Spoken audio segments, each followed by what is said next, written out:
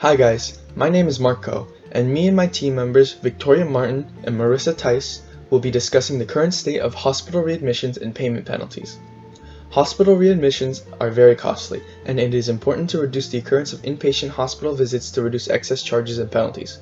We hope by the end of this video you have a better understanding of the issues seen with hospital readmissions and why it is important to reduce the number of readmitted patients. First, we want to give you an idea of the numbers and costs of hospital readmissions. In 2011, there were 3.3 million hospital readmissions, which cost $41.3 billion. The National Investment Center for Seniors, Housing and Care states that each year roughly 2 million patients are readmitted, costing Medicare roughly $27 billion. While not all cases of readmission are avoidable, an estimated $17 billion could be classified as potentially avoidable. Such high expenditures have led the Affordable Care Act to create the Hospital Readmissions Reduction Program, which we will discuss later in this video. In 2015, the fines for hospitals penalized went up to $227 million from the previous year. Currently, Medicare is cutting payments to 2,583 hospitals as it goes into its 8th year of trying to reduce patients returning to hospitals within 30 days of being discharged.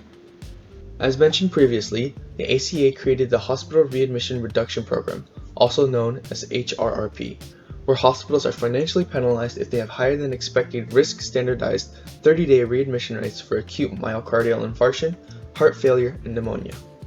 As of October 1, 2012, Section 3025 of the Affordable Care Act requires the Secretary of the Department of Health and Human Services to establish HRRP and reduce payments to inpatient prospective payment system hospitals for excess readmissions.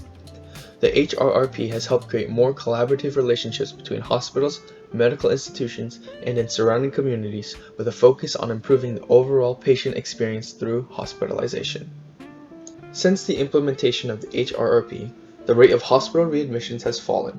There has been debate about the readmission levels of safety net hospitals which have high readmissions because they generally serve low-income populations. This places those hospitals at a higher risk for penalties, as the individuals discharged do not have the resources and support to prevent them from having to go back to the emergency room. Barriers also include lack of transportation, homelessness, and financial and language barriers. Despite these barriers, it has been found that these types of hospitals were also less likely to utilize readmission reduction strategies, like discharge checklists and post-discharge programs that lowered the likelihood of readmission. The HRRP originally looked at readmission rates for patients with acute myocardial infarction, heart failure, and pneumonia. This has expanded to include chronic obstructive pulmonary disease, coronary artery bypass graft surgery, and elective primary total hip arthroplasty and/or total knee arthroplasty. In order to reduce the number of readmissions of patients with these issues, further information is needed about readmission diagnoses, readmission timing, and the relationship of both to patients, age, sex, and race. A study conducted by doctors from various institutions and hospitals found that 30-day readmissions were frequent throughout the month after hospitalization and resulted from a similar spectrum of readmission diagnoses, regardless of age, sex, race, or time after discharge. This can be a sign of poor healthcare quality and efficiency. We have previously mentioned that safety net hospitals are at greater risk for readmission penalties. A study done by Dr. Karen Joint from the Birmingham and Women's Hospital and Dr. Ashish Jha from the Harvard School of Public Health looked at the characteristics of hospitals receiving penalties under the HRRP. They found that the percentage of penalized larger hospitals was greater compared to the number of penalized within the group of smaller hospitals. They also found that major teaching hospitals were more likely to be penalized compared to non-teaching hospitals. The discrepancy in these penalty rates is likely related to the types of cases seen in these hospitals, as well as the socioeconomic status of the patients. The biggest issue with hospital readmissions is that a portion of them can be avoided with the right discharge strategies. In order to avoid high rates of readmissions, prediction models need to be developed to identify the risk of potentially avoidable 30-day readmission patients.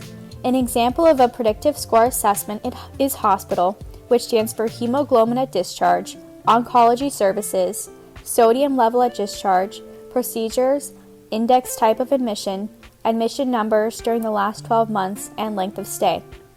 By assessing these factors, patients who are identified as high risk can receive more care interventions. It is important to understand the proportion of avoidable hospital readmissions in order to weaken the relationship between readmission rates and the quality of care. The more readmissions are deemed avoidable, the more likely it is based on the quality of care. Readmission rates do not want to be based on the quality of care, but rather factors that are unavoidable, such as severe chronic conditions. In a literature search conducted by the Canadian Medical Association Journal, they found that the median proportion of 34 studies conducting hospital readmissions that were avoidable was 27.1%.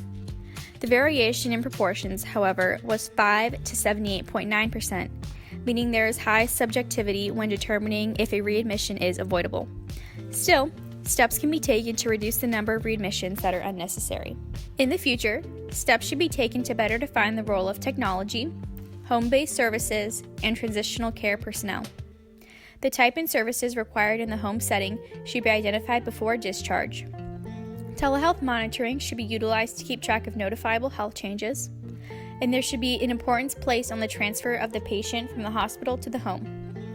This is an important transition as there can now be new coordinated care members involved, along with possible changing roles of the family.